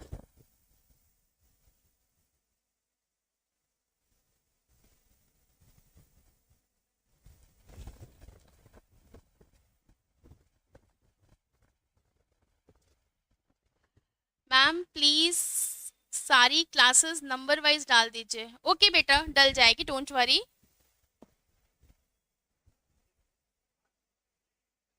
आज शाम तक प्लेलिस्ट बन जाएगी, आप परेशान मत होइए, ठीक है। थोड़ा सा अभी क्लास चलेगी, आप लोग 1 घंटा भले ही हो गया है, लेकिन अभी हमें टॉपिक 15 मिनट और लगेगा। आप ज्वाइन किए रहिए, कंटिन्यू चलिए, टॉपिक लगभग खत्म होने को है, बस 15 मिनट और लगेगा, क्योंकि टॉपिक थोड़ा सा बड़ा है ना। चलिए अब चलते नेक्स्ट पॉइंट पे। ये वैज्ञानिक शोध नहीं है, डिडक्टिव भी नहीं होता। ये दोनों ही पॉइंट ग्राउंडेड थ्योरी के अंतर्गत आपके परीक्षा में पूछे जाएंगे। तो अब मुझे लगता है आपको ये समझ में तो आ गया कि ग्राउंडेड थ्योरी क्या है। ग्राउंडेड थ्योरी एक त्वरित सामाजिक घटना में घटने वाला एक शोध है, जो त्वरित समाज में घटता है, जो आज से पहले कभी नहीं घटा। तो जब वो आज घटा है तो सारी चीजें आज की हुई। तो आज की चीजों के आधार पे जब हम कोई शोध करेंगे तो पूर्व निर्मित कोई भी चीज का हम प्रयोग कर ही नहीं सकते। इसीलिए सबसे पहला स्टेटमेंट ग्राउंडेड थ्योरी में आता है क्या, कि ये नवीन प्रकार का शोध है। ये चीज मैंने यहाँ पे शायद कहीं लिखी है कि ये नवीन प्रकार का शोध है, सामाजिक क्षेत्र में किया जाने वाला नवीन शोध। ये बिल्कुल न्यू ट्रेंड ऑफ रिसर्च है, इसमें कुछ भी परंपरागत नहीं है, एकदम नया, क्योंकि ये घटनाएं आज से पहले कभी नहीं घटती और अगले आने वाले 4 साल में फिर नई घटना घटेगी, फिर नया स्तर का ग्राउंडेड थ्योरी होगी।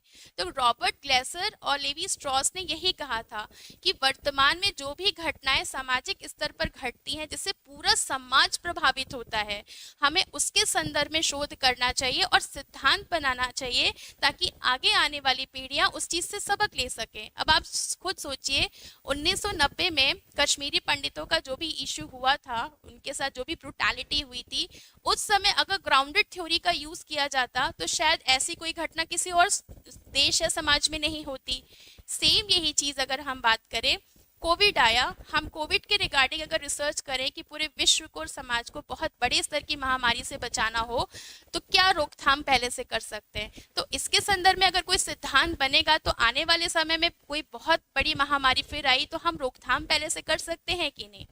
जैसे दुर्खीम ने अगर आत्महत्या का सिद्धांत दिया, कई सारे प्रकार बताए, उन्हीं सब प्रकारों में से तो कोई एक प्रकार के आधार पे आत्महत्या करता है, तो हम उन कारणों पे एक सामाजिक रूप से काम करें तो लोग आत्महत्या ही ना करें। जैसे बेरोजगारी पे उन्होंने बात की कि उसकी वजह से लोग आत्महत्या करते हैं, ये समस्या हटा दीजिए। डिप्रेशन की वजह से लोग आत्महत्या करते हैं, उसके कारणों को हटा दीजिए।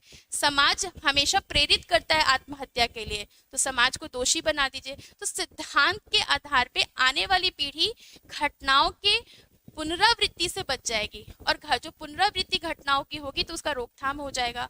तो सामाजिक क्षेत्र में नवीन प्रारूप से सिद्धांत निर्माण के संदर्भ से किया जाने वाला शोध ग्राउंडेड थ्योरी कहलाता है। क्लियर है इतनी सी बात?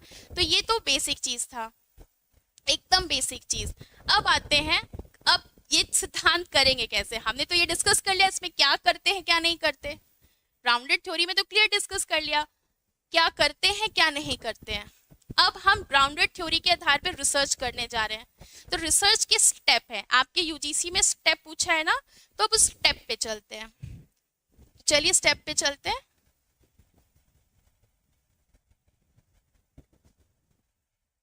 ये है ग्राउंडेड थ्योरी के step, step of grounded theory. सबसे पहला है, इसमें हम डेटा कलेक्शन करते हैं। आप हमेशा ध्यान दीजिए, परंपरागत शोध होता है तो पहली बार क्या होता है, सिलेक्शन ऑफ द टॉपिक, विषय का चुनाव, यही होता है परंपरागत शोधों में। पर ग्राउंडेड थ्योरी के पहले चरण में क्या आ रहा है, डेटा कलेक्शन। प्लीज इस चीज का ध्यान रखिएगा क्योंकि आने वाले समय में ग्राउंडेड थ्योरी से ही क्वेश्चन पूछे जाएंगे। ठीक है, तो डेटा कलेक्शन किया। डेटा कलेक्शन दो तरीके से करते हैं ग्राउंडेड थ्योरी में, डेटा कलेक्शन दो तरीके से करते हैं, उस पे चलते हैं।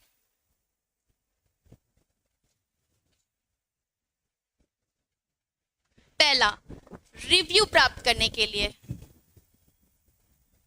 रिव्यू प्राप्त करने के लिए,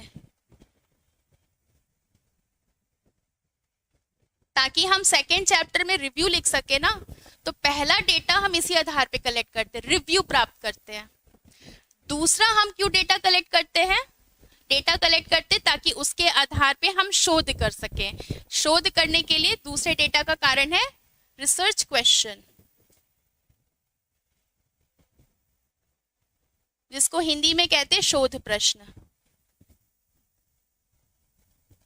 ध्यान दीजिएगा, ग्राउंडेड थ्योरी का पहला स्टेप है डेटा कलेक्शन। डेटा कलेक्शन को हिंदी में कहते हैं आंकड़ा संकलन, आंकड़ा संकलन। ठीक है, और आंकड़ा संकलन दो तरीके से करते हैं, पहला सेकेंड चैप्टर के लिए रिव्यू के लिए और दूसरा शोध प्रश्न बनाने के लिए। क्लियर है? अब आता है दूसरा चरण, कोडिंग एंड टैगिंग। प्लीज, मैं जितने भी ऑडियंस इस ग्रुप में जुड़े हैं इस चीज का ध्यान रखिएगा। अब शुरू होता है ग्राउंडेड थ्योरी का टेक्निकल टर्म। ग्राउंडेड थ्योरी करते समय, ग्राउंडेड थ्योरी, ग्राउंडेड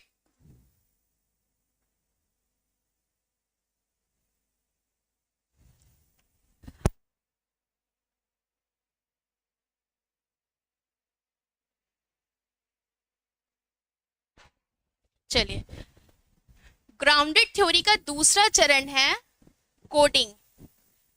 अब ध्यान दीजिएगा, कोडिंग दो तरीके से की जाती है। यहाँ पे कोडिंग के दो तरीके हैं जिससे क्वेश्चन पूछेगा आपसे, मैं यहाँ पे मेंशन कर रही हूँ। पहला है कैटेगरी, जिसको हिंदी में कहते हैं वर्ग, ठीक है। और दूसरा है मेमोज, मेमोज को मेमोज ही कहते हैं। अब ध्यान दीजिएगा, इस चीज को लेके घबराइएगा नहीं, मैं बहुत आराम से ये चीज बता रही हूँ। कोडिंग का मतलब ये है, जैसे मैंने आपको टॉपिक दिया ना, बॉलीवुड संकट के दौर से गुजर रहा है, ठीक है, ये हमारा टॉपिक है। इस टॉपिक के रिगार्डिंग हमने रिव्यू निकाले, प्रश्न बनाए, फिर हमने कोडिंग की। Bollywood A group, B group, C group, A group, B group, C group, ये हमारी कोडिंग हो गई। ए लिस्टेड में शाहरुख, सलमान, आमिर आते हैं ना, या फिर ए लिस्टेड डायरेक्टर आते हैं, फिर बी ग्रुप में अलग कोई छाते हैं, सी में अलग आते हैं, ऐसे हमने कोडिंग कर दी।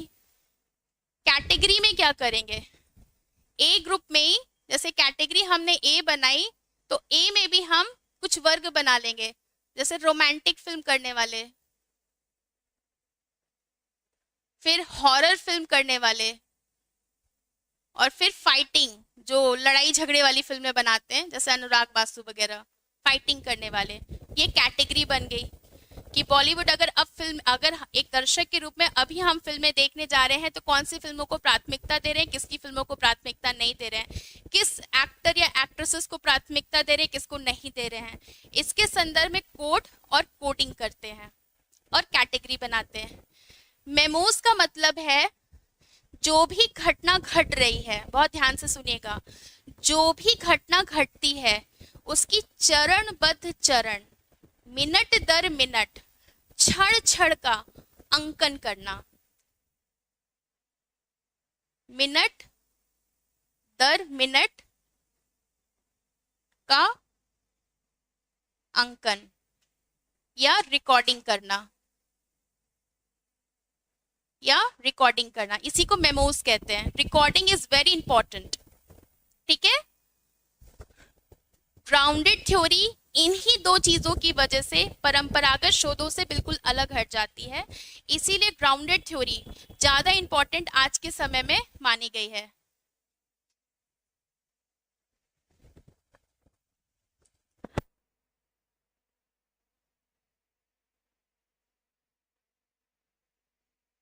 हाँ, चलिए कम टू द पॉइंट, ध्यान दीजिएगा, क्योंकि वर्तमान में एक नवीन घटना घटी है ना, और नवीन घटना घटने के बाद समाज में परिवर्तन आया है। अब जैसे अगर हम सुशांत सिंह की मौत की बात करें तो शायद 14 जून को उसने फांसी लगाई, तो 14 जून से लेके आज कौन सी डेट है, आज कौन सी डेट है, आज कौन सी डेट है, आज 13 अप्रैल है 2022, और उसने 20 में डेथ की।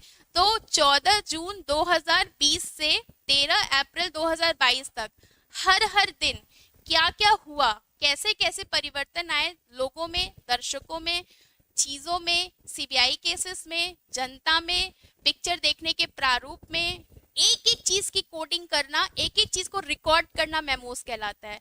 जब तक हम एक एक चीज को रिकॉर्ड नहीं करेंगे, सिद्धांत बनाएंगे कैसे? वैज्ञानिक तो लेबोरेटरी में कर देते हैं, पर हम सामाजिक क्षेत्र में कर रहे हैं ना, तो सामाजिक क्षेत्र में करने के लिए हमें हर एक एक घटना की रिकॉर्डिंग करनी पड़ती है। इसीलिए ग्राउंडेड थ्योरी एक कठिन प्रकार का शोध भी हो जाता है, क्योंकि हमें रिकॉर्डिंग करनी पड़ती है। तो मैं फिर से इस चीज को रिपीट कर रही हूँ। हाँ, मुझे पता चल गया 13 अप्रैल है। हाँ, तो फिर मैं आती हूँ। तो ग्राउंडेड थ्योरी का जो दूसरा चरण है कोडिंग, कोडिंग में हम पहले जो टॉपिक लेते हैं उसकी कोडिंग करते हैं। जैसे हमने बॉलीवुड लिया, ए लिस्टेड लोग, बी लिस्टेड लोग, सी लिस्टेड लोग, कोडिंग हो गया, उसमें कैटेगरी बना दी कि ए लिस्टेड में कौन कौन सा जॉनर है, बी में कौन कौन सा है, सी में कौन कौन सा है, और उसके आधार पे जिस भी घटना का हम अध्ययन कर रहे हैं उसके मिनट दर मिनट की रिकॉर्डिंग हमने करते चले गए, मेमोज। तो कोडिंग दो चीजों से होती, कैटेगरी एंड मेमोज, ये ध्यान रखिएगा। सीधा पूछेगा कि ग्राउंडेड थ्योरी में कोडिंग के अंतर्गत क्या क्या आता है, कैटेगरी और मेमोज। सीधा भी पूछ सकता है, मेमोज किसे कहते हैं, जब भी किसी घटना की मिनट दर मिनट रिकॉर्डिंग की जाती है उसे मेमोज कहते हैं। ठीक है। कैटेगरी क्या है, एक कैटेगरी मतलब जिसके आधार पे हम टॉपिक को उपभागों में बांटते हैं। कैटेगरी का मतलब है आपके शोध टॉपिक को उपभागों में बांटना। क्लियर है तीसरी बात। अब चलते हैं तीसरा चरण, थियोरेटिकल सैंपलिंग रिवाइज। ये भी बहुत इंपॉर्टेंट है।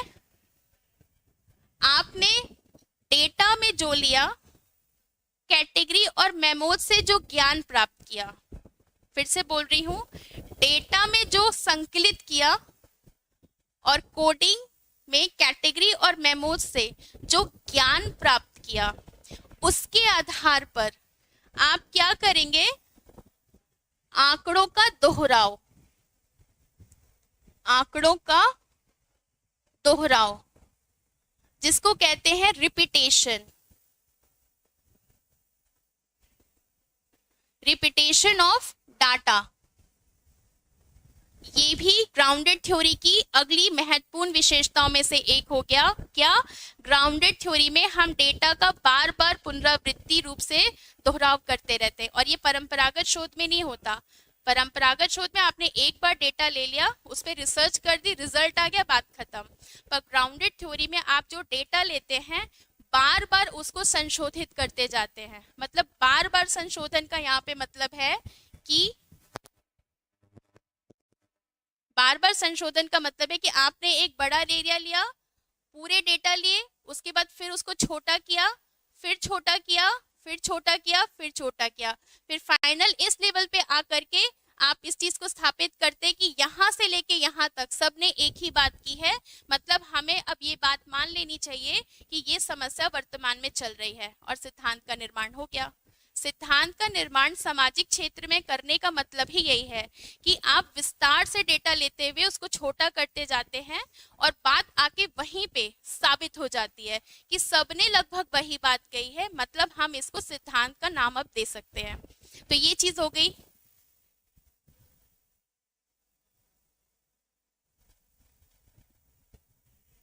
तो ये चीज हो गई, इसमें हमने क्या किया, डेटा का दोहराव किया। जब तक ग्राउंडेड थ्योरी में हम डेटा की पुनरावृत्ति नहीं करते तब तक सिद्धांत का निर्माण नहीं होता। फिर हो जाता है सिद्धांत का निर्माण। सिद्धांत का निर्माण ये है ग्राउंडेड थ्योरी के चरण, जो आपके सिलेबस में सीधा सीधा पूछा गया, step of grounded theory. Clear है इतनी सी बात। बोल्ड इज नॉट क्लियर, पर मुझे तो क्लियर दिख रहा है। Maybe there is some issue, network issue in your mobile Rajveer Singh ji, because यहाँ पे तो मुझे बिल्कुल क्लियर दिख रहा है ग्राउंडेड थ्योरी में जो भी बोल्ड का है। चलिए, तो ये था हमारा आज का सिद्धांत। इन शॉर्ट निष्कर्ष के तौर पे अगर हम कहें तो ग्राउंडेड थ्योरी क्या है, ये परंपरागत शोध से बिल्कुल विपरीत है, नवीन प्रकार का सामाजिक शोध है जिसमें त्वरित घट रही घटना जिससे पूरा समाज प्रभावित होता है उसके आधार पर शोध करते हैं। शोध का प्रारूप बिल्कुल भी परंपरागत नहीं होता, नवीन होता है, टॉपिक त्वरित घटना के पर आधारित होता है। इसीलिए हम तुरंत डेटा के आधार पे रिव्यू ऑफ रिलेटेड लिटरेचर का निर्माण करते हैं, उसी डेटा के आधार पे हम रिसर्च क्वेश्चन बनाते हैं, और फिर उसी के आधार पे हम कोडिंग करते हैं, कैटेगरी बनाते हैं, मेमोज बनाते हैं, और फिर आंकड़ों का दोहराव करते करते अपनी बात को स्थापित करते हैं कि बड़े से लेके छोटे एरिया तक सबने समान बात कही है। अतः हमें अब इस सिद्धांत को मान लेना चाहिए कि हाँ, ये समस्या वर्तमान में चल रही है, और आपका सिद्धांत का निर्माण हो गया। यही है ग्राउंडेड थ्योरी। तो सबसे बड़ी विशेषता ग्राउंडेड थ्योरी की क्या है, ये नवीन प्रकार का शोध है और इसका परंपरागत शोध प्रारूप से कोई संबंध नहीं है। क्लियर है? इतने में किसी को कोई डाउट है, किसी को कोई इशू है? अभी क्योंकि ये शॉर्ट टॉपिक ये टॉपिक आपके रिसर्च में या आपके एजुकेशन में नया जुड़ा है, बहुत डीपली क्वेश्चन इससे नहीं आएंगे, इसलिए ऊपरी तौर पे बेसिक चीजें हमने ग्राउंडेड थ्योरी की डिस्कस की है। इतना अगर आप लोग पढ़ लेते हैं तो आपको यूजीसी क्रैक करने में कोई प्रॉब्लम नहीं आएगी, चाहे फर्स्ट पेपर में पूछे चाहे आपके सब्जेक्ट में पूछे। क्लियर है इतनी सी बात? I hope. चलिए चलिए तब एक लास्ट पॉइंट हम डिस्कस कर लेते हैं। हर सिद्धांत के दोष होते हैं। हर सिद्धांत के दोष होते हैं। इसका एक दोष जान लीजिए, ग्राउंडेड थ्योरी पर काम करना अपने आप में बहुत कठिन है। क्यों? क्योंकि इसमें काम बहुत करना पड़ता है। रिसर्चर के पास एक स्तर की योग्यता का होना बहुत जरूरी है, पहली चीज। और दूसरी चीज, ये शोध बहुत समय लेता है। तीसरी बात, इस शोध को बनाने में कोडिंग, कैटेगरी और मेमोज पे बहुत बहुत बहुत ज्यादा काम करना पड़ता है। सिद्धांत बनाना कोई मामूली बात नहीं है ना। आप खुद सोचिए, एडिसन जी ने 10,000 से ज्यादा बार एफर्ट किया था तब बल्ब बना था। तो जब यही काम हम सामाजिक सिद्धांत में कर रहे हैं तो ऐसे थोड़ी ना हो जाएगा। आपको बहुत सारी कैटेगरीज और बहुत सारे मेमोज पे काम करना पड़ेगा, तब जाके सामाजिक क्षेत्र में सिद्धांत बनता है। और आखिरी बात, ग्राउंडेड थ्योरी गुणात्मक प्रकार का शोध है, इस चीज को ध्यान रखिएगा। ग्राउंडेड थ्योरी क्वालिटेटिव रिसर्च है, क्वालिटेटिव रिसर्च है। ठीक है? आई होप आपको ये क्लास समझ में आई होगी। ये बहुत कॉम्प्लिकेटेड टॉपिक था, तो I tried myself to convey this topic in easiest manner to you all. I hope this will be useful for you all. Thank you for watching. Thank you for your patience. Thank you for joining and have a nice evening. हाँ, MA appearing वाले net दे सकते हैं, और appearing वालों को तो बहुत अच्छे से नेट देना चाहिए क्योंकि उनको 20% का वेटेज मिलता है। ठीक है? हाँ हाँ। चलिए।